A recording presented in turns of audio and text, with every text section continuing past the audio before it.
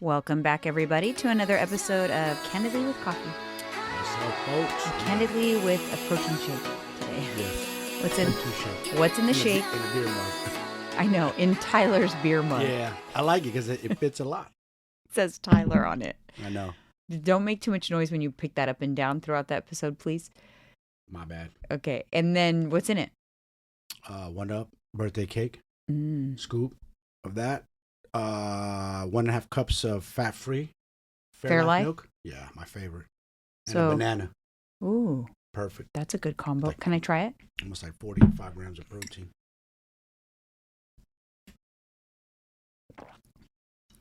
That's good, but I wouldn't drink that one. I like it, but if I'm being honest, because I'm weird about drinking my calories. It's not my orange dream I got sickle you. thing. I enjoy them all. Why do I feel a little, that spray we sprayed on Rocky right now, I didn't wash my hands, and so it's still on my hands. Oh, It's hot like spot. a hot spot spray. Yeah, you spray And it it's on your kind of like dogs. has herbal from the bottle, like an herbal smell. Made me almost want to sneeze. All right, you guys, welcome to another show of Another show. Candidly with Coffee. Just a little reminder, of course, if you have not already subscribed to our YouTube, make sure you hit that subscribe button and the notification bell. Also, like and comment. We are adding a segment to the show where we review comments. We're going to go over them, and yours might be highlighted. So go ahead and comment or ask a question. And of course, if you have not already gone over to Apple Podcasts, I will link that link down below where you can go over there, tap on 5 stars, and leave us a 5-star review. So now that we got all that housekeeping out of the way, Yes. we went for our walk this morning. We went to Costco. Costco. As soon as they opened up. We were timed like it. open. Yeah. Open. Yeah, got it done. Got necessities done. Food for the week. Yeah. Load up. Load up on the things, like I always say, like the things that you use the most, like daily, you get it at Costco because it's so much more cost effective. Some of those things, the Faye 0% Greek yogurt, Yes. egg whites. Yes. If you like hard-boiled eggs, you can get the hard-boiled eggs there. We just got the Kodiak Power Cakes there, the protein pancake mix. Yes. They had that there. We My get fave. our brioche buns there. Brioche buns, by the way, if you're a macro tracker, they're very macro friendly of Yes, all they are. of the like hamburger buns and things like that. I think it's because they're light and airy, but they tend to be like 140, 150 calories. Whereas a traditional hamburger bun is like more of like 210, sometimes 220, even more. And not only that, they're macro friendly. They're good. And they're delicious. Brioche. They're And when you put it in the toaster a little bit and like it gets a little crispy on the outside, soft on the inside, it's almost buttery. yes. It's to die for. And then we got those hot dogs that I love from Costco, the grass-fed. Like they're on the lighter side, but they're still calorie dense, but delicious. Yes, they are. So if you have that meal, like the hot dog and a brioche and chips as one meal, you just need to know that one of your other meals has to be very calorie dense. Mm-hmm. But then you can make it work, for sure. And it's delicious. To die for delicious with chopped onion, some mustard. You know what you just did right now? What you're Made doing to everyone these hungry. people? They're gonna be driving to work on Monday.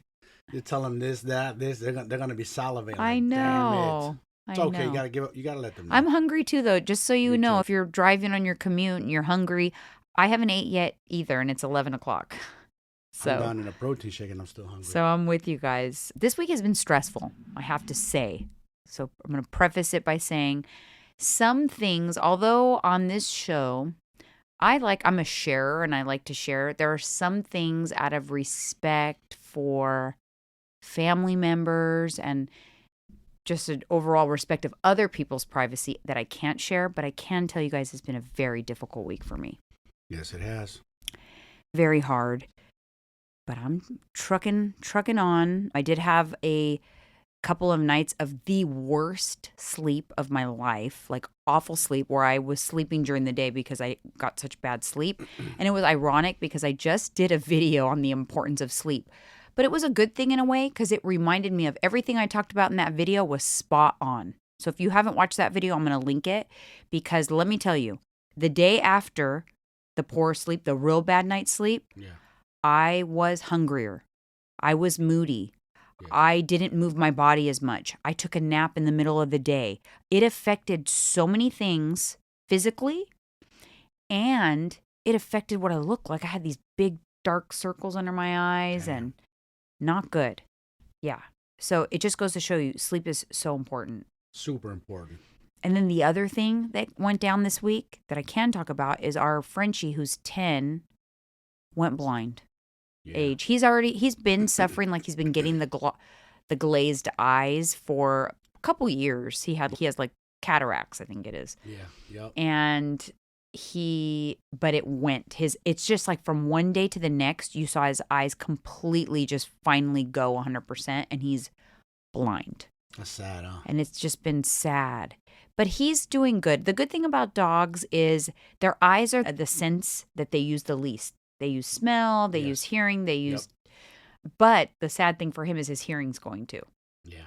So he's lost his hearing and now his sight, but he has his smell. And boy, that guy is just sniffing around. Yep. Uses that nose. He's sniffing all over the place, but he's doing pretty good considering. And we are such creatures of habit, and we have our house is the same every day. And he navigates pretty well, because he's been in this house for 7 years, and he knows his way around very well, even outside to go to the bathroom. And yep, exactly. They know their patterns. They're smart. Yeah. They got the reason they say they're animal instincts. Yeah, dogs are pretty amazing. And speaking of dogs, I came across a good quote on Instagram. I wanted to share. It was from an Instagram account called 4 Weeks to the Beach. And it was about like your fitness journey and all of that, but it was relating it to a dog. It said, be more like a dog. Eat similar things portioned about the same multiple times per day. Move around a lot. Stay away from people and things you don't like. Go after what you want and love and do without expecting anything in return. We could learn a lot from dogs, couldn't we? Yeah, that's a very good. I like that quote. It's true, though. Very true. Man. Very simple. We overcomplicate life. We do. Overthink things. It's like, oh, I don't like that person, then I'm just not going to consume myself with that person. They're just going to not be part of my life. Yeah. Like, I'm not going to hate watch them. That's a thing. Oh, hate watching. Man. Yeah. So you talk about Wes Watson. He's got one of those polarizing personalities. Yes. Watson Fit on Instagram. Very polarizing. You either love the guy or you hate the guy. Yes. Really. But I noticed about him that he has a lot of hate watchers. Oh, yeah. He has a lot of people that hate his guts, but they watch him, though. Yes. If he bothers you so much, don't watch him. They've even went out of their way and made YouTube videos about he's a fraud and this and that. I'm like, but if somebody bothers you, I came across recently, and I'm not even gonna say who it's about because I don't want to give it any light. But it's basically on Reddit. They create pages about people, like snark pages about influencers, and they just go on there and they talk crap about that influencer. They just break them down. They comment on every single thing they do. Oh my God, look what she's doing now. And oh my God, she thinks she's so good. And oh my God, she's got to look at her house and look at her this. And if she has so much money, why doesn't she donate to charity? By the way, that's a big pet peeve of mine. Oh man, hold on. It's the pet peeve is, again, what's the pet peeve that just makes my blood boil? Humans always want to control the humans. Right. Don't worry about what people do with their money. They don't owe nothing to nobody. You know what I'm saying? They say the same thing. Elon has billions of dollars. He should just give it. But it's relative. You realize it's all relative, right? Are you donating? Yes. Based on your income? So if a millionaire should donate, maybe they should donate a year like $10,000 a year. So if you're making $100,000 a year, are you donating $1,000 a year? Exactly. Just because someone has more money, are you donating? It's funny how people are always on their pedestal. I know. Like they're just this perfect human being. But it's from this snark page. And nothing they do in their life is wrong. And they just live on this fantasy fucking land in their fucking head. But hate. But they're miserable. They got this hatred to them. And I'm like, you live in misery. You just swim in it. When I read this page, and I think it's because I followed some other feed on Reddit, so this came up as a notification. So I went down a rabbit hole on this damn thing, and I was reading it, and I thought, these people are sick because they supposedly despise this person so much. But then someone came on and said, so-and-so hasn't posted a video in a week. I wonder what's going on. Maybe her life's not so perfect, blah, blah, blah. How do you fucking know she hasn't posted in a week? You're watching her that much? Stalking. And it's like a young girl that she's very popular on social media. It's if you don't like someone, you're entitled to get irritated by someone. You're entitled to be irritated. You're entitled to not like what they post or whatever. But guess what? Don't watch it. No. And don't follow them. Don't be a creepy-ass follower. It's weird. Those followers are creepy. That's so weird. That's what they say. You get fans and you get haters. I warned you, and I was talking to you about that because I said our podcast is growing. We're growing. I look at the numbers. We're growing every week significantly. So be prepared because up until now, we've had a love fest. Our podcast, we've gotten a lot of love. But with growth comes haters. In fact, it's actually a sign of success. Yes. It really is. Because with great success comes haters. Do we want them? No. No, I don't want them. No, and I've never been someone, I've always told you, you have to be really careful with not inviting jealousy into your life. Yes. And Agreed. Not doing things. Now, there's one thing about doing things and not realizing that it's going to make some whack job jealous. Yes. But there are other things where you know that this is probably going to make other people jealous, that you shouldn't like flaunt or gloat about things. You have to be careful. You have to be careful because I do believe in energy. Yes. And you don't want to open up and invite. You don't want people watching you, hate watching. You really don't. But you can't control everybody, unfortunately. And with growth and success does come haters. So it's coming and it's okay. Yeah. I mean, I get some on social media, but not too much. But like I said, I'm, those are as we grow, people. We can give you any message, you guys. Don't be those people. I know. Don't. That's just misery. Those are miserable human beings. They don't have no business of themselves, nothing to do but all day long just Can you imagine? You know how many people they probably do this to? That's they probably have tons in their feed that they go on harass. Can you imagine having the time to... It's already hard enough to consume content that we love and need in our lives. Exactly. Can you imagine having the time to consume content of someone that makes you so angry that you are driven to go and take the time to post on a feed and post pictures and screenshots and comment and interact with all the other haters? Those are the same people who say they don't have enough time to work out. Yes. I'm so busy. I'm too busy. I'm too busy. Oh, okay. Are you okay, really let busy, me see. Let me see. Let me see your receipts. phone. You're busy. Yeah. How much screen? Yeah, exactly. Let me see that phone. Let see me how see many your hours phone. you spent on Instagram. Let me see what you're doing. Like I said before, I have talked about this before a long time ago. I feel like someone is going to they're going to come up with a special app or a special tool that where you can, if you want to really see what someone is like, if they're a good person or not, you're going to be able to put their username or put their information into a tool, and it's going to pull all of the public forums and public comments and things they have made on people's pages. And so you're going to see in a real quick snapshot the truth about that person, if they're really a kind people person. People already been exposed, posting stuff from Twitter back in the day that's come back to haunt them. Yeah. So I hope none of you guys that way. But if you are, she's right. You better be careful. It could come back to haunt you. Yeah, just you never know with technology. Like you think like you're posting, and you might even be posting it under like an Instagram account that is not your real name or whatever. But guess what? It's all linked to your phone number or whatever. Trust me when I tell you, there is going to be something. So you better act in such a way. You should always act in such a way that you would act the same if you knew everybody was watching. Exactly. Because it could come back to bite you. Mm-hmm. Very true. So don't be a hate watcher either. Hate watching is just, it's never going to do you any positive in life. None. It's not going to, you're never going to benefit from it one bit. And the hate watchers are actually the ones losing because they're just swimming in their own misery and hate. They're attracting more. Yes. And they're just, like I always say, misery loves company. Yeah, and I was looking up, and someone just created this one about this particular person. Apparently there's snarks about a lot of people. They're gym snarks is what they're called, about fitness influencers. But anyways, it was just created. There's 1,000 people in the thread, 1,000 people following it. That's how many hate watchers. Wow. Crazy. All right, moving on to more positive things. Let's do a little comment corner stuff. I had a comment on episode 429 of our podcast, the Youth Mindset Podcast. It was from Margarita Doza 8077.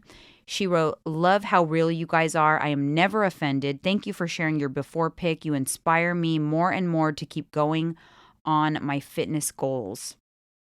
Thank you so much. Thank you. Appreciate that so much. Keep it going. Get those goals. And then we have another comment. This was on one of our Instagram posts. Great episode as always. Love how you break it down so that it makes sense. You and Mike are so enjoyable to watch, listen to. Thank you both for all the wisdom and health and wellness tips you share. Thank you, Lisa_BAIRD1. Thank you so much. She's definitely a supporter and listener. She's commented before. So I really appreciate that. We appreciate every single comment, you guys. More than, yes, because it's very hard to get people's attention. There's so much content and things to consume out there. There is. That when people choose to consume our content, I'm grateful. And what did you say one time? Even me and you, we had a hard time like finding something to watch, and we're like, see, that's the problem. There's too many options. Too many options. You're just scrolling to find the perfect show, I guess. I know, it's crazy. Like, we're going, okay, go to this app, go to that. It's too much. Dude, like my brain. It's crazy. That's why we're going. That's why everybody's having mental health issues. Yes, too much. All right, so let's do a macro update for you, and I'll do a Berberine update for me. So how is it going on your macros? I think you're probably like on week 5, maybe? I think so. Maybe. So share. It's going good. Staying on track. Weights dropping. I'm almost down to one of my goal weights that I want to hit. Details. What was your goal weight? What are you down to? When I first started, I was probably around like 190 something. Lower 190s. I didn't really weigh low myself. 190s. You didn't really weigh yourself as a starting weight, I remember. But you were in the 190s, low 190s. You're good. The eyeball test. Yeah. So I think yesterday I'm 181.7. So I'm close. Almost. I'm going to go further down. Yeah, so probably a little over 10 myself. pounds. A little over 10 pounds. And how's that feeling? What? Just being in a deficit. How does it feel? I'm used to it now. It's not bad. I enjoy it. It's not bad. I'm getting my protein in. At first, when you have to take in protein in your measuring, like, man, it's a lot. Yeah. That's why I need help with shakes or CRZ YOGA, like whatever I can get so I can get my protein. Because I can't eat that much meat every day. Yeah. And it's a lot. And I get that feedback a lot from clients. They'll say, this is a lot for me to get down. Like, I have no problem overeating. But when you're eating with a protein goal, yes, changes the ball game a little bit. Yeah, sure, I want to have a bag of chips, but I don't want to have a 10-ounce piece of chicken or all this protein. Isn't it crazy? We could literally kill a big bag of Doritos in one sitting. You could kill it and probably still be hungry after. Mm-hmm. Yeah, because of the blood sugar impact. That 12-ounce steak and you're it's the difference. Yeah, and your body does adjust. Because the reason why initially, you know that feeling when you first start eating a lot of protein where you're like, oh, like your stomach almost feels, oh my God, I'm so like full, yes, like, in a weird way? Yeah. That's because protein, that macronutrient, requires a different enzyme to digest and break down. Oh. So if you're suddenly changing the volume of protein, your body's, hold up, wait, we don't have the enzymes to break that much protein down. No, they're like, hold on, dude, we got to call in the help. You threw us off a little bit. So after some time, your body starts to go, okay, so Mike's eating around 200 grams of protein, so we're going to be prepared. And it gets prepared, and now you digest it a little more easily. Yes. What you can do if you're new to a higher protein diet is take digestive enzymes with every meal. It will help significantly. Yeah. It will help your body, like, in the process. If you suddenly do something different, it takes time. I did go through my little phase, though. I want to be honest. It ain't like it was a cakewalk or nothing. There's a few weeks back. Remember, I was telling you, like, damn, my stomach was burning with hunger. Yeah. And you were like, nah. But I changed my mindset. Yeah. I started thinking, I'm so hungry. I'm thinking, like, damn, my body's releasing the fat. That's what I would tell you. Yep. That's the mindset. Yeah. But people are like, I'm so hungry. I got to eat. I got to feed it. No, you don't. You don't. That's the problem. And I don't want to offend no one. Look in the mirror, you guys. But they think. Be honest with yourself. You know what? Even me, I leaned out, but I know it's BS. Listen. I'm not dying. Remember, stored body fat is calories. Think about it like stored food. So you're not dying if you have stored body fat. It's literally stored food. So when you don't eat enough to run, people say, I can't, it's not good for you to starve yourself. You're not starving. You're not starving. Your body is dipping into your stored calories. That's all fat is. A pound of body fat is 3,500 stored calories. You know what would be crazy? If we had a time, not even time machine, but like a time, you could look through time. Watch it. Let's reverse 300 years. You'll see how little people ate and still survived. We made it this far. Trust me, they weren't eating big plates of food back then. Big plates of food to feed a family of 5. Yeah. These steaks, no, they're lucky if they had steak. They probably mostly lived off of grains on the land till the man went out and caught the meat. Right. There's times where he didn't get the meat every day. That's not guaranteed. No. So if we made it this far, obviously, we never starved to death. We survived. You're not going to starve. Don't worry. If you have stored body fat, pinch some fat. Listen, if I didn't eat today, guess what? I still have some. I'm not saying not to eat, but you're not starving. Don't convince yourself that you, oh my gosh, this is my body telling me to eat. I got to listen to it. Guess what? If I listened to my body, I would listen to it right into a 500-pound, my 600-pound life. If I listened to my body, I'd be on the show in a year. You know how I did it too? I changed my mindset as well. It's like, I'll take on the challenge. It's like me versus me. Like, who's going to hold out? Yeah. I'm going to hold out because I know that feeling passes. Play it. Make it a game. Make it a game. Like, I'm holding out. Yeah. Okay, you're sending me those sensations and my stomach's burning. Yeah. Yeah, you're telling me I got to eat. Nah, I'm going to hold out. Just hold out. Speaking of holding out and stomach burning and all of that, I have to give you like my honest feedback now that I've been on Berberine for a minute. It really does help me. It might have helped me too because I calmed down as well. It really does help me. And I've noticed that it gave me back my control that I've always had. I've always had the control, but you guys, I lost it for a couple months there. I was struggling, like really struggling to stay on track. And I would stay on track mostly during the week, but come Friday, I would start to be like, lose the control. Get loose with it. And it definitely coincided with the stuff that I was going through with menopause. Okay, so like poor sleep at first there, and then the low moods, and my hunger coincides with the low moods, and I was struggling, and I started taking the Berberine, and here's the thing. Initially, I felt like it didn't help me suppress my hunger, but it did help me curb the post-meal craving. But now that I have been on it consistently for 6 weeks, I think now, it does help me control my initial hunger too. It just gave me back the control. Like I can be like, you know what? Should I eat before we do the podcast? No, you know what? I'm going to wait. I'm going to do the podcast and then I'll make myself something. Before, when I was having those issues, I didn't have that control like that. Now I can push it off. I can, you know what? I'll wait till 2 to eat. So you're still fasted? Yeah. I've just got back my control. Gotcha. It's got to be the Berberine. It's the only thing that I've done different. Wow.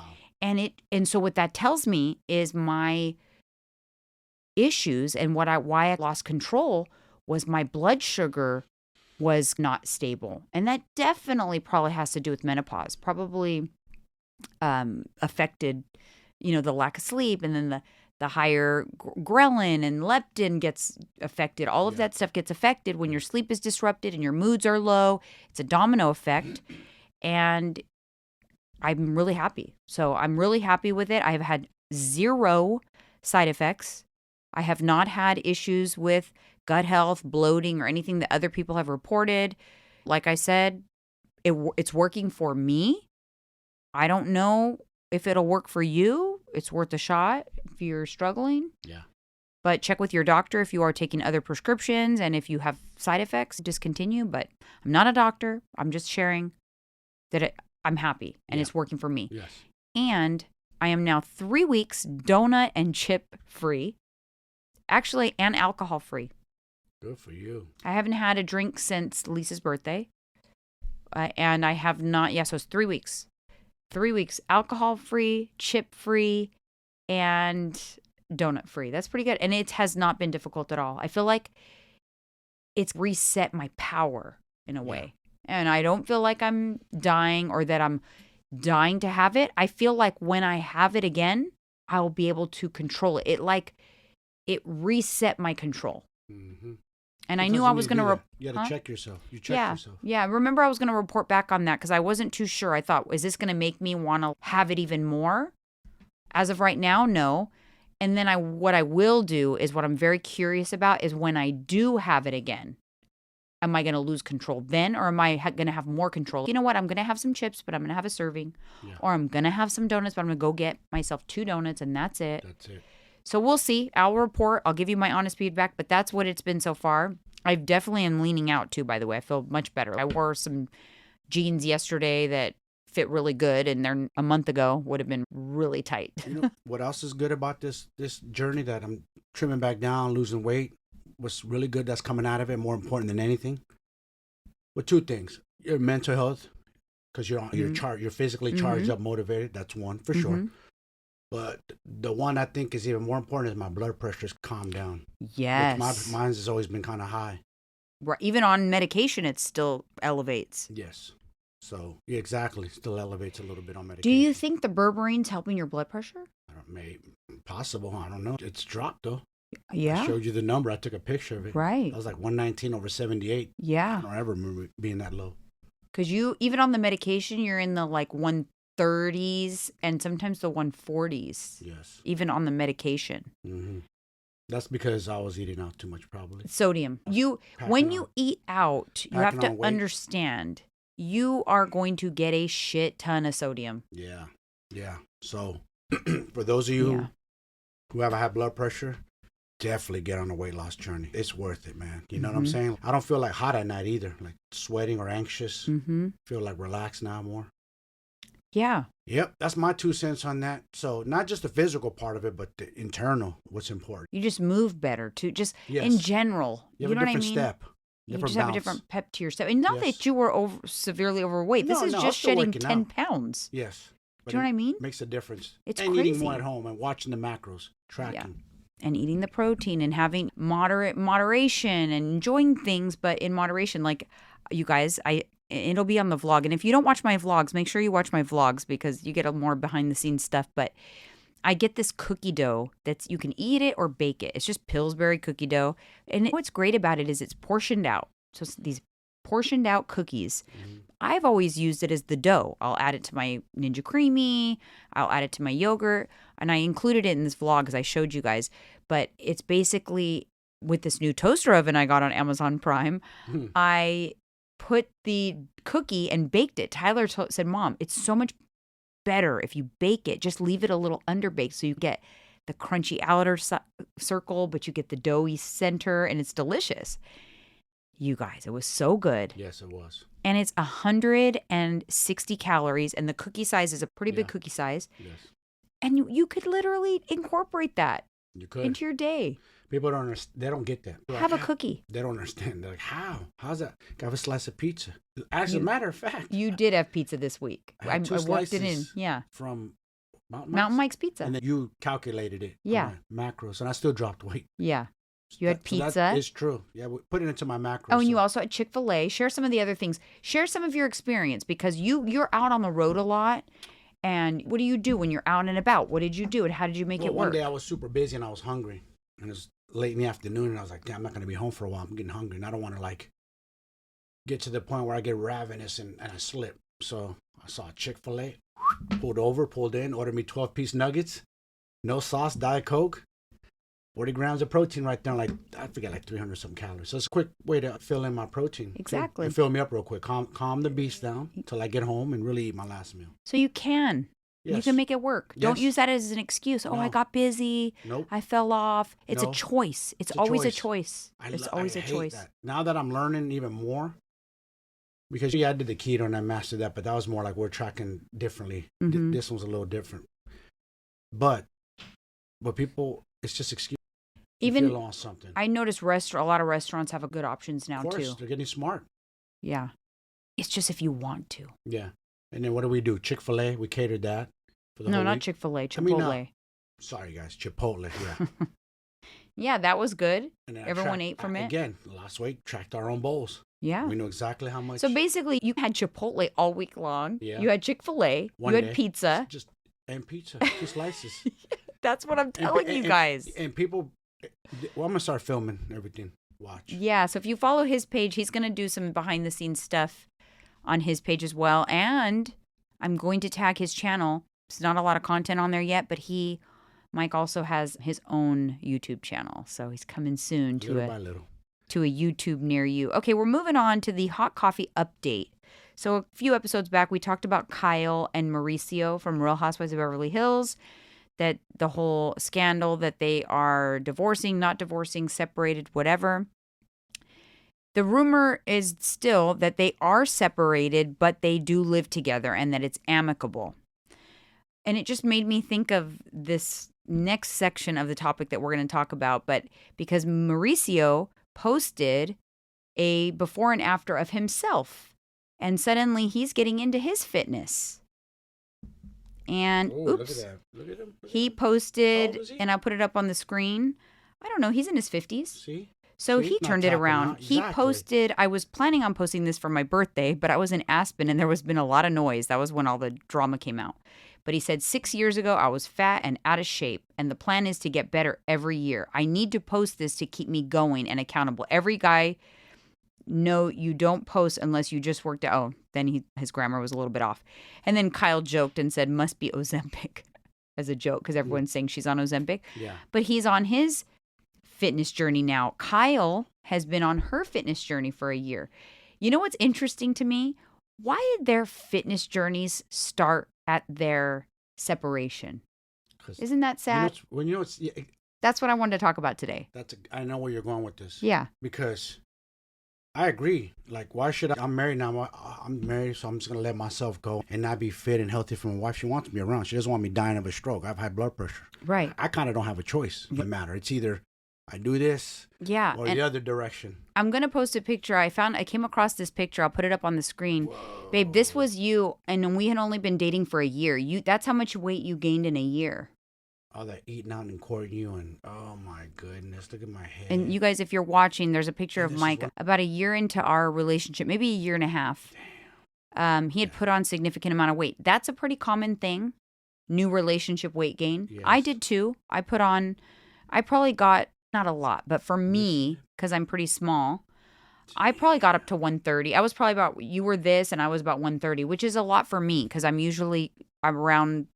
Back then when I didn't have a lot of muscle, and when we first started dating, I was maybe 110, 115. So I probably put on 20 pounds, but I could afford it because I was too skinny to begin with. Whereas you really put it on. Damn, I probably weighed like 240 something there maybe. So that's pretty common, but most couples, they either go one of two ways. They either reel it back in, or then they just go about their merry relationship and be secure in that they're both getting fat together. Yes, that happens a lot. That happens a lot, yes. But why do people do the whole, I'm going to call it the revenge body, because that's what it's called. It's when you get divorced, everyone goes to the gym, and why not do the rekindle body? It's a psychological warfare. I want to show you up. Okay, look what she you're missed missing out on. Yeah. And watch this. I'm gonna get myself a rib shape. I'm gonna get a hotter woman than her. She's gonna be jealous and spiteful.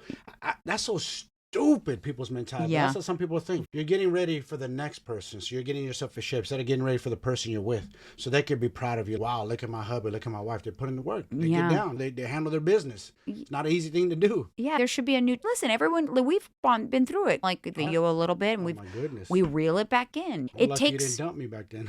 It takes one to do it, and then the other one will follow if you guys are aligned in that way, if you pick the right partner, to be honest. We met in the gym.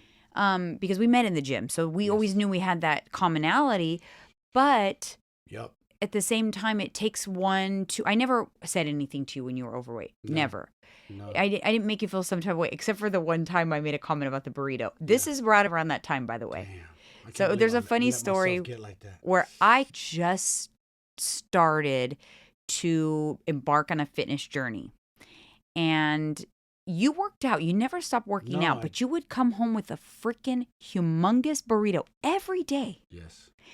And one time, and I didn't really say much, but I walk in the room and I was like, "You're eating a burrito again?" Probably not the smartest thing to do, and you were not happy. And what that told me, when you flipped out about that, you were very upset about it. I bust my ass in the gym, blah, blah, blah. When you reacted that way, what that told me was that you knew that you had a problem, that you probably shouldn't be doing that. You weren't comfortable with your weight, because you would not have reacted so defensively if you didn't already know you had an issue. You're right. Again, what do? We never want to take accountability. We want to blame things, the universe. Oh, it's the universe's fault. Or it's this situation's fault. But I'm the one doing this. I'm not having no control. You came home with the burrito every day. Nobody forced you. Exactly. You're 100% right. Because I had just started training with my trainer at the time, and he always would drill into me. This is right at the beginning when I first started training with Matt, when I found my fitness journey. And he would always drill into me, you cannot out-train a bad diet. That's true. And so that's why I said that to you. That. We've all tried. A lot of people have. And that's the reason why. What are you doing? I wanted to pull up a picture after that. But you can do it later. Yeah.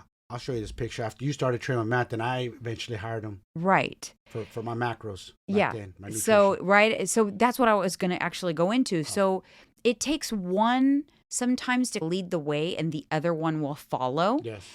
You have to lead by example. Listen, it was not going to be. I did, though. Once you started cleaning up yours and I started kind of scaling right, back. And it wasn't, I wasn't going to comment on every time you ate a burrito. I said that and I'm like, I'm not going to comment again. I'm just going to do my thing and we'll see what happens. You eventually, whenever, I wasn't going to hound you, but that's not the way to do it. You know what I mean? Like I wasn't going to, every time you ate, make a comment or something like that. But I started my journey and then you followed. You hired my same coach and you started to get on the same. Yep. He did my macros, my protein macros back then. This was over 12 years ago now, 13 years ago, something like that. But it is important. But here's the thing. I'll be completely honest with you. The absolute best is when your significant other and you are doing it together. The best. Same journey. So how in the heck do you get your significant other to join you? That's level up. Yeah. It's hard. Yes, I can say what I've always done, even with from my kids, especially, is I never have been wanted to shove my lifestyle down anybody's throat. But I try to lead by example. Exactly. It all starts in the household. Right. We read that in NASM as well. Mm-hmm. It all starts with the parents. So although like I didn't harp on my kids or what they ate or whatever, I remember when it was like maybe, I don't know, Tyler was maybe like 18 or so, and he had graduated high school and went through that whole after high school, put on some weight, and I could tell he was going through a bad path, would drink like big gulps from 7-Eleven of regular soda and just he was like a carboholic. Not good. But one thing I said is, look, I'm not going to, you do you. You're an adult, you're 18, but one thing, I had a rule, no calorie beverages in the house. So I did make a rule on there was no regular Coke in the house because I saw he had a regular Coke addiction and I wasn't going to support that. Yeah. Because 39 grams of sugar, 140 calories a can. You drink 6 cans a day. Dude. Yeah. No way. That's outrageous. Yeah. So that was the only thing that I did do. Quick way to become a diabetic. That I did make that rule, but I didn't, other than that, I just hope, I hope he just turns around. And he, of course he did eventually. They all do come around eventually. Yes. But how do you get your partner on board when they're not into it? That's a good question. You know what I mean? I had a friend of mine and he's always trying to get his chick on board and it's just a battle. It's like pulling teeth. Like he just couldn't get her motivated. I was like, she's got to find something she enjoys in physical fitness. It might not be weights. It might not be aerobics. It might be kickboxing, boxing. Can I be completely honest? Find something. I do feel, and this is not about, it has nothing to do with looks that I'm going to say. But if you are so far apart, if you're so far apart that there's no way that you could ever live the healthy lifestyle together, probably means there's a lot more differences than that. Yes. Because it is a healthy lifestyle. When you live this type of lifestyle, it is all encompassing. It is the way you shop. It's the way you eat and sleep. Yep. It's the way you maneuver around your house. It's the way you organize your fridge. It's the errands you run. It's really everything you do in your life it's part of it. It's a lifestyle. So if your partner is completely on the opposite end of the spectrum, there's probably a lot of work there that needs to be done. Because if you're really serious about your healthy lifestyle, then it's going to be hard to be really connected. If you're come home with groceries, good food for the week. Mm-hmm. I go shopping separate. I come home with Doritos and Ho-Hos and cupcakes. And complete opposite of what you're trying to accomplish. But just everything. Like when we have free time, we go for a walk. Yes. Exactly. We enjoy going to Costco together because we like to buy the same things. We converse in the kitchen over recipe. There's so much about what we do. Yeah. And if you think about it, It's a lifestyle. it's always going to be 100%. one that's going to go with the other. The other option is you've got the one that they drink every night. They go out to eat and eat the bad food. Then they're doing that all the time. And their whole life revolves around when are we going to have more cocktails? What drink or what Yeah. bottle of wine are we going to open? It's all encompassing. And one usually ends up following the other. Yes. And eventually it's both of you doing the same thing. Hopefully it's both of you on the healthy lifestyle or eventually get there. Yes. I think it's important. It's hard when maybe you've both been living one way for a long time and then one starts to change and maybe find the healthy lifestyle and want to do things. But I'll be totally honest with you guys. What I usually see that happens if they don't end up aligning, at least within a few years, a separation happens. Yes, 100%. Because it's, like I said, it's all encompassing. So what do you do if you don't want that to happen? If you are on your journey and you want your partner to join you, I think first and foremost, although it's difficult, at least plant the seed or communicate openly. That is something that you would like. Tell your partner, hey, I want us to do this together. But help them. Like you've helped me. You've taught me macros. You've made certain dishes. You showed me things. Yeah. I think it's important, though. Here's the problem with people. Teach, don't tell. Stop telling. Teach and show. Yeah. I also believe this. Maybe you don't have weight to lose. So let's put it. Maybe you're in a couple and you don't have weight to lose. You're fine the way you are, but your spouse does have weight to lose. And you want them to lose weight because you love them and they have health issues and you want them to lose weight. It is not going to work if you just tell them, oh, you can't eat that ice cream because you have weight to lose and you eat the ice cream. Yep. That's not going to work. You actually have to join them in the journey. I believe that. I believe if it is your partner, same thing with, my opinion is, same thing with alcohol. If your partner is struggling with alcohol, I believe that, yes, that is your problem too. And yes, that means if you want to truly support them, then you would also give up alcohol with them. Exactly. You can't expect them to do something. You can't, like you said, you can't tell them. You have to show them and you also do it with them. Yep. Because that's part of a partnership. That's part of sacrifice. There was a time in your life that you decided to give up alcohol for a while. Yes. For a long because while. you needed that cleanse and that to figure things out. And I gave it up with you. Yeah. Crazy. Like a year or so we gave it up. A year. One whole year. 1 year. And listen, just decided I'm giving it up. Just like that. Because why? I felt like I was in control. I could do it now if I wanted to again. So I do think it's important to communicate. Listen, it doesn't happen overnight. And I don't want you guys to think like, oh, my husband is like not about this life. So does that mean you're saying we're going to get divorced? No, I'm not saying that. No. But I am saying that it is something that it's important to water that flower because, yes, it could lead to issues down the road. If you go further down this healthy lifestyle path and your spouse goes in the other direction. I've also seen other things happen out of that too. Like infidelity type stuff? Yeah, one person gets their glow back, as they say. It can. And then they get attention from, It's also important to understand their perspective and not maybe focus so much on like weight loss, but focus on what are their current habits and barriers and like work around those. Like what are the habits that they're doing that are leading them to make poor choices and live this lifestyle? And you like slowly like work on things. Yeah. Maybe if they go to bed late every night and wake up late, have a bad cycle, maybe you start to work on their sleep routine. Hey, maybe we should have a bedtime, and you do things indirectly. I think that helps. Also, setting like mutual goals together, like doing things together for sure. Yeah. Set plans to walk, like you said. Set a day, like on Saturdays, Sundays, we walk. Let's get out and walk. Let's move. Let's go on hikes. Let's go on trails. Yeah. Let's get some sunshine, vitamin D. Whatever it takes. Plan meals together. Exactly. Definitely, like I said, offer like support and encouragement because maybe they need to do some things that you don't need to do. But if you want them to do them, the best thing to do is lead by example. Yeah. That goes for with your kids too. That's what I've always noticed. Exactly. I just led by example. And now they live the life. And your daughter's a coach. But it really does help if you have some shared goals and do it together. It really helps. Yeah. A lot. True. And it's, it's hard because it's tricky sometimes. It is. And people, when they're not ready and they feel forced, they get angry. They do. Because don't be a nag about it. Yeah. If there's a delicate way to handle it. Cigarette smokers, you tell them, bro, what are you doing? Why you keep, it doesn't work. They know it's bad. They know what they're doing is bad. Yeah. But they just can't beat that addiction somehow. They can't.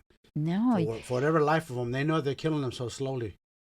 Same to alcoholics. They know they're killing themselves. They got to know. But yeah, just like with anything else, if it's important to you, make sure they know, though. The communication part is important. If it is important to you, then and they care about you, then they should want to at least meet you halfway. Exactly. In whatever way that is. And let that be the starting point. And then you can slowly, things tend to evolve. And they do. And this, the person's slowly, the motivations there, then the discipline, and they start making better choices. And you start looking, what can I do without that I really don't need? Oh, I don't need to drink alcohol every day.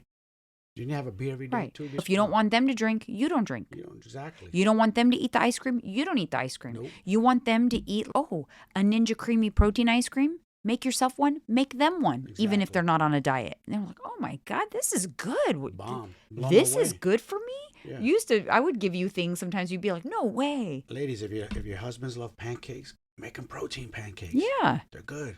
And they'll be like, oh my gosh, this is good for me? This is diet food. The perceptions on diet is so fucked up. Yes, it's like diet. They think of carrots and rabbit food. Like, no. Yeah, they don't. That's what I did do that. They need to reward that, like good nutrition, like good fuel for the body, something. Yeah. But I don't know. Diet is like. I say macro friendly. Yeah. But people even get intimidated with that. What's macros? Because a lot of people don't understand. I know. I was that person. I hated the word macro because it scared me. I know. It just sounds like I'm in prep. Remember that? I'm in prep. When competitors. I'm in prep. Shut up. Nobody asked you. Because they love. No, there's some people that are forever in prep, but they never do a show. Yeah. Exactly. Because they always fall off before the show. All talk. At so least you annoying. can say you did 2 of them. You went through with it. You went through with your commitment. You didn't quit or you didn't bow out or I quit or I'm done. No, I committed to a show. I did it, and that's that. But I think it's just so nice when your whole family is on board, and everyone has their different levels of what works for them. Don't think that everyone has to do exactly what you're doing. Nope. But in general, that's the benefit of really picking a mate. So if you're listening to this and you're single, True. Pick somebody that at your core that you guys align. Because then when things like this come up, you always will have those core beliefs that align. Yes. Like we were into fitness. That was not a fluke. And then we always go back to it. And I just slipped at one point. Just goes to show you. I was working out, but I was trying to cheat the diet. What do you say? You can't outwork it? You can't outwork a bad diet. No. Can't outtrain a bad diet. No. Nope. So many people think you can do that. Nope. Oh, I'm just going to go run on the treadmill. I'm going to eat this, but then I'm just going to go. It doesn't work, you guys. It does not work. I'm gonna go eat a Haagen-Dazs with 1,500 calories and go walk 5 miles. Your body's not burning as you're walking. It doesn't work that way. No, it does. I wish it were that easy because then I would just get donuts and eat the donuts, work off the donuts, it just doesn't work. Oh, I can eat a dozen donuts, but I got to go walk 10 miles. Okay, I'll break it up. Yeah, you know what's funny is back on that. Look at my head and chin. The Kyla Mauricio. She just posted on Instagram that she's celebrating 1 year sober. So I would say this all marks the beginning of like when she started her fitness journey, the relationship with the girl. She quit drinking because Morgan Wade, the country singer, she's much younger. She's in her 20s. Oh, my God. But she is sober. So she met this person and went over to her side. It's almost like you always go one way or the other. So you either meet and you're already similar, or you are one way and the person you meet is the other way, and you end up on one side or the other. Do you know what I mean? Mm-hmm. You eventually end up being influenced because you can't live with someone and you're not influenced. Your spouse isn't knocking back pizza and drinking wine every night and doing all this stuff, and you're not doing that for a long period of time. Eventually something gives. Exactly. One goes one way or the other goes the other way. It's just nice if it's a healthy way. In the right way. And it's worth it. Yeah, people only knew. Oh my goodness. Trust me, that guy right there felt like absolute shit. I would get tired everywhere. Yeah, sleeping, moody, sweating all the time. Look at that. And just for old time's sake, for those of you who don't know, because maybe you don't, I got some listeners, and I know I don't talk about it every time, but I'll post up my picture, a picture of me at my heaviest. Last episode, I posted a picture of what I look like as we first started dating. That was me gaining that beginning relationship pounds. Because I was very skinny when we first started dating. And then I got like that alcohol. And we're going to post up a couple pictures. I'll post up where I came from. But then this is our goal, the pool party. Pictures up on the screen. Oh, yeah. So for the listeners, sorry, a lot of visuals. You always gotta head over to YouTube. That's where all the action is. All the action's on YouTube. But I want to get to I just want to do it one more time in my life. Get to that lean stage body. But I don't want to step on stage again, but I want to get to that space. You could do it. One more time. Yes, why not? You could do it. It's all I can mindset. do it. It is a mindset. Once you set your mind to it, you can do it. People think it's impossible, but I can't. I can never have a body like that. How the hell do you know if you don't try? How do you know? You didn't even give it a try. You gave up before you even tried. I'm going to tell you, the girl that before they even tried, throw in the towel. The girl that I posted up on the screen just a few seconds ago, that girl did not think that the other girl with the dark hair and the bikini in Vegas was possible. If someone would have showed me that picture and said, look, this is what you're going to look like in 20 years, I would have shit myself. You would have what? I would have shit myself. Oh. I'd be like, let's fast forward. I want to go to that. Oh my goodness. I wouldn't have believed it. There's no way. Because I didn't go from that to that. There was a lot of in between. Yes. There was a lot of, now I'm going to tweak this. Now I'm going to tweak that. Now I'm going to do this. Now I'm going to do that. There was a lot of that. It's because you think of the end game and it seems so overwhelming and far away. Make little baby goals and you'll get there. Yes. Facts. But don't wait to get divorced to do it. Don't do the revenge body. Do the rekindle body. Look good together, man. Be healthy. You have energy to do things. You know what I'm saying? Especially for you parents, older parents, you want to have energy for your kids, your grandkids, whatever the case may be. I want to have energy for my I want to be like the vibrant young grandma. I want to go to the park and run, not be like, I need to take a nap, babe, because I'm so. That guy would have like, I'm okay. I'm gonna take a nap. You did used to take naps. Yeah, during the day. Do you remember? I'd go over your family's house and pass out on the couch. You would sleep, even waiting. You were narcoleptic. I fell asleep in a restaurant, I think, waiting. Yes, we were waiting to be seated, and you full blown fell asleep, and were snoring and sweaty upper lip the whole 9 yards. And it's not like I'm even like super obese, 40 something. Yeah, at your heaviest, I would say you were maybe close to 250 at a time. Wow, insane. Mm-hmm. And here I am, much older. Knocking at 50. I was 220 at my heaviest, but I was pregnant. But at my non-pregnant self, so like about 3 months after Tyler was born, I was like 200 pounds. So imagine if that guy went up to 300, I'd probably be dead. I'd had a stroke. That guy right there, without gaining any more weight, was probably close to stroke status. Insane. I was playing with fire and didn't even know. I was getting my blood. You weren't. Nothing.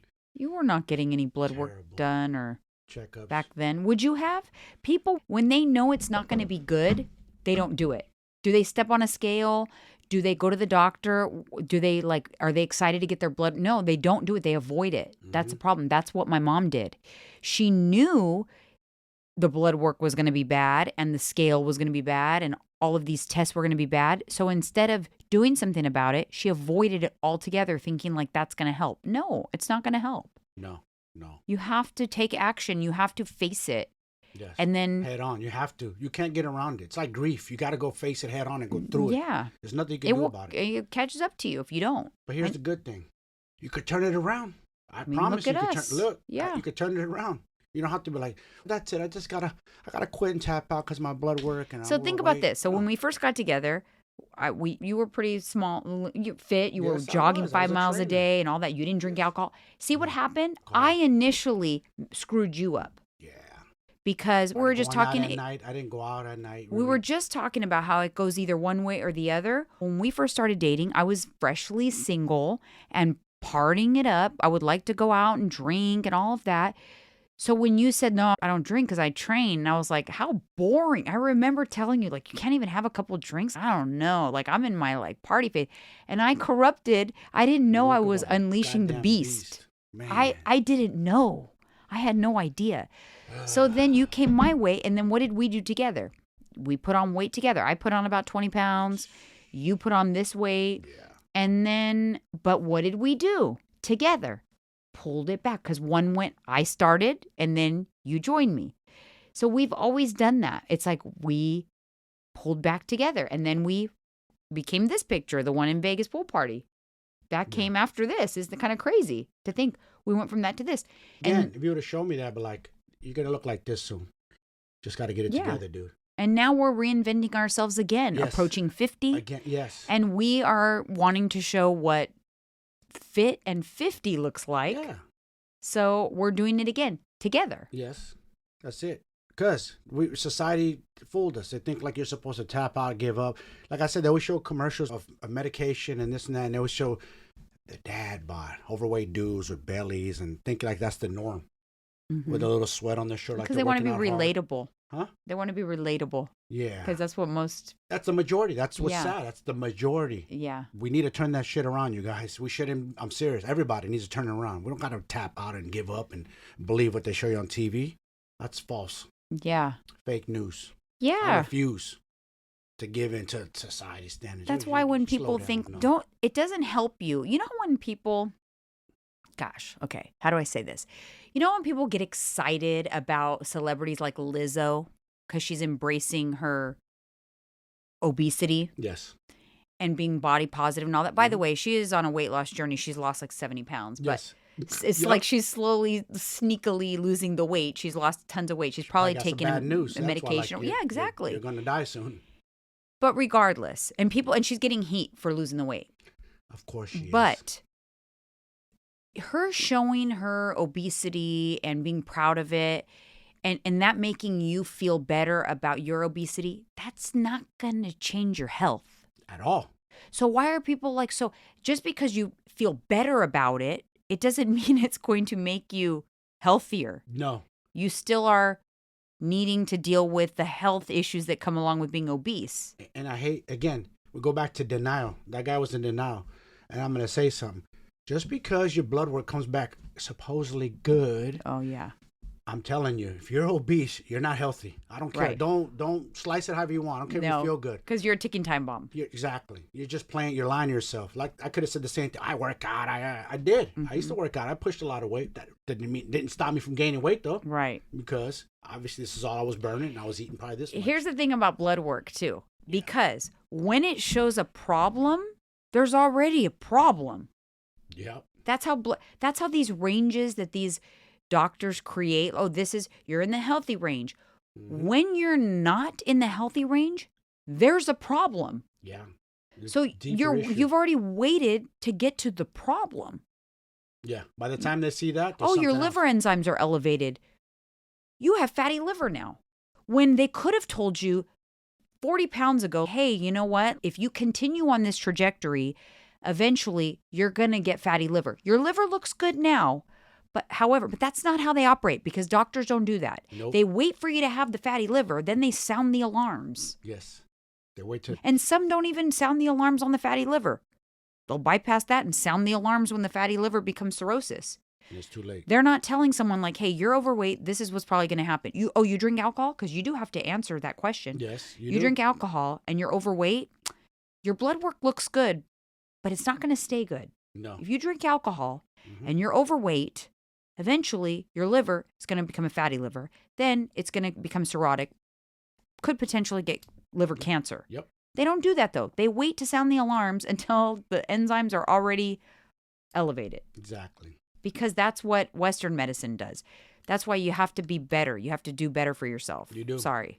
You have to do your own research. I don't want to be a broken record, but the damn gym is the medicine, man. Or get out and move. That's it. Mm-hmm. God, I don't know what people, they're like waiting for this magic thing to fall out of the sky to change their life. Or till they have one foot in the grave. Or if you could vision yourself on your deathbed with very little time left to live and just telling your family, I wish I would have got ahead of this. I'm so sorry. And that's what my mom did. And that was It's too late, though. heartbreaking. It's too late. I wish There I could is have more nothing time. What did she say? worse. Like, I wish I had more time. That's all I want is more time. I know. And I'm like, Mom, why? Even if you were sick, if you would have told us, it might not have changed the fact that you're sick, but it would have given you more time. Even if I bought her the 5 years. Even if it brought her, babe, I'm just throwing that 5 months would have been golden to her. She wanted just a few months. It's just time, even every day. Time is so valuable. People don't value it, though. We're just like existing and just going about our day and paying bills and living and buying this and that. Oh, I need this and that. I need a new car. I need jewelry, a purse. Dude, yourself is your best investment. Yourself. Learn about yourself. They don't take the time to learn about themselves. It blows my mind away. I know. It's like having You want to learn about everything else in the world. You're into politics and all the bullshit going on out there. You're so wrapped up into that, but you don't take the time to learn about you, this vessel, while you're here on Earth. Master this vessel. I mean, don't you think that it's our machine, right? It's our machine. We own this, machine. Yes, right? This is our machine. Isn't it shameful to have a machine that you don't know how it operates? Everybody should know the basics. That's a fucking good way to put it. Everybody should know the basics. Sure. What happens when you What's eat? the basics? How do you digest food? What happens to the food that you eat? Where does it go? Okay, it goes into your small intestine. Then what does it do? You'd be shocked at how many people don't even know what a colon is or where it is or where organs are. Yes. This is my liver. This is my stomach. This is my pancreas. Kidneys on this. You should know the basics so that when things are feeling weird, you know what's going on. This might be this or that. Don't wait for there to be a problem to know how your machine operates. You learn as a baby, right? You crawl. Eventually have instinct because you see your parents walking, so you try to walk. And eventually you walk. Then you run. Then your mom and dad feed you. They stop doing that. You learn how to eat on your own. Then they're potty train you. Eventually you learn that. And then you're starting to become a teenager and adult. And then they stop learning about themselves. Yeah, then at some point you kind of just stop. Education, how to get through life, unless you go and pursue a field in medicine or health or even for us fitness where you do learn how everything works, you just don't know. Like, I'm so shocked sometimes at how people, they don't even know where the liver is. I know. And you don't know that, like, the organs are like close to the surface. And if you have, let's not talk about like aesthetically body fat. What about the body fat that's grows in and through your organs that then will affect the way they operate? Like, that's why I said with the fatty liver, but it everywhere. If there's fat around the heart or fat, it's going to affect the way it operates. But we just need to take accountability for our own selves and our own bodies and stop blaming everything and everybody else, and stop always saying chemicals and this, and that's all you hear online. Oh, the chemicals in the food chains. That's why Americans are fat. When they see comparison pictures from the beach in the 70s to beach pictures now, what happened? Overconsumption happened. Yeah, you could blame all kinds of other stuff. You could blame social media. It's really yourself you got to blame. You're the one ultimately responsible for picking up that fork and putting food in your mouth. No one puts a gun in your head to overeat. I mean, and the reason why we say that is because it is the leading cause of death. Obesity leads to cardiac disease, which is the leading cause of death. So it is the leading cause of death. But it's so funny how some people they'll fixate on other things that, maybe they're a little toxic or dangerous or whatever. Yes. But they are like number 20 on the causes of death, or 100 or 1,000. And they're fixating on that. Like, I'm going to do Chemicals this. In the Diet Coke. Yeah. Like, they're fixating on that. But yet you're not doing anything about the fact that you have to lose weight, and obesity is the number one cause of death. Yes. Again, denial. For whatever reason, people are in denial till it happens to them or it happens to a family member. They're in denial. It's happened to both of us. It happened to my mother. That was her. And I think that's why maybe we're even more passionate about it, because we both lost our mothers because of their obesity. Yes, that's the truth. People, it's like they have this blinders on. They don't want to accept it. Sorry to tell you this, but and I also feel like people think it's so far away. Yeah. So if you have fatty liver, my mom got diagnosed with, we didn't know this, found out after she died, but she got diagnosed with fatty liver at 55. Wow. And did nothing about it. Nothing. Did not a thing about it. And yeah, it took 20 years before it it was one of the causes of her death. Besides her blood pressure and her kidney problems, she was cirrhotic. Her liver was cirrhotic, and it led to one of the causes of her death. It took 20 years, but it still took off how much of her life? A decade of her life. She could have lived. My mom was strong. To go through what she'd been through, she could have lived to 90, and she was 75. Yes. To make it to 75 with all those health issues. And what came out of her and all that. Wow, she's a strong lady. Yeah. Sure. So it's, you think, so if you find out you have something now, it's like, you're not going to worry about it right now because, it's not going to kill you tomorrow. But time is going to pass. And when you get to 70 and you think, oh, shit, I didn't do anything about it. Yep. Now, I'm not going to get that extra 10 years I could have got. Yep. Suddenly, makes you want to do something about it. It's too late. And this is another thing I want to say. So I'm 48 years old. Talking to my father. He's about to turn 75. And I look at him. He's gone through some health issues, stroke. I look at him like, wow, poor guy. This was a strong man at one point. Obviously, his health took a turn. He's struggling. He's had some back issues. And I'm thinking to myself, this is why I'm becoming more of a monster and a savage and a beast. I want to be strong in my 70s, capable, walking. You know what I'm saying? Just physically strong. Because how old is he? 74, right? 74. Yeah. I don't want to be a hard 74, 75. Does that make sense? 100%. Other people on TV in 70s and they look awesome. Wow, I wish I could do that for my dad. If I had the power to give him what I have. But it's almost at the end. Yeah, because you can't. You can only do so much. It's too late. Yeah. Right now, it's not too late. That's the point that I'm making, you guys. Even if you're 50, 55, or you're just barely starting, it's not too late. Because guess what? By the time you're 75, you'll be strong, capable, moving, energetic, or whatever. 80, you still might be moving and capable. But yeah, what about my neighbor, my dad's cousin that walks by? She walks here almost every day. I see her when I'm on my way out to Orange Theory. She's 80. She looks not a day over 60, and she walks every single day. Then she goes home. She has this routine. It's all about your routines. Then she goes home. She has her coffee. And then she goes to the gym. She's 80. She looks 60. Exactly. She's fit. She's got her Lululemons on. She's super cute. And she's 80. I'm like, I want to be like you. See? She says, where are you going? I'm like, I'm going to the gym because I want to be like you when I'm 80. Yeah.